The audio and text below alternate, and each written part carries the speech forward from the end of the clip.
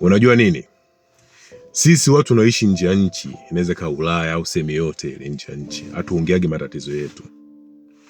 Wewe mtu wa Afrika, umewahi kujiuliza hivi kwa nini ndugu yangu, jamaa yangu, rafiki yangu anaishi nje ya nchi hajawahi hata siku moja kuniambia matatizo yake? Ni mimi tunamwambia matatizo yangu. Yeye kwa nini aniambie matatizo yake? Je, ana matatizo? Je, anaishi maisha mazuri? Je, ana changamoto yoyote? Umewahi kujiuliza hilo swali?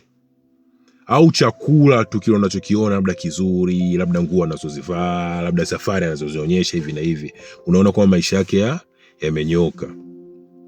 Ujui upande wa pili, ule upande ambao labda chakula kile ambacho unakiona ni kizuri ni bei rahisi, nguo anazozivaa ni bei rahisi, safari zile ndege labda tiketi ni bei rahisi. Yaani ule upande ule ambao wewe ndio utakuwa umuulize, "Ombe bwana, unaendeleaje? Bwana, maisha vipi? Changamoto hivi na hivi na hivi." Hasa mimi leo nakupa sababu moja kubwa sana, na hiyo sababu ni kwamba tukiongea matatizo yetu, wanaotusikiliza hawatuamini, hawatujali.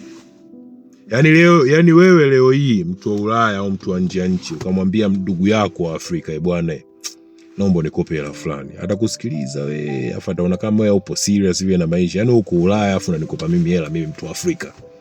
Yaani hawatuamini, hawatujali. Ndio maana mara zote huwa tunakaa kimya.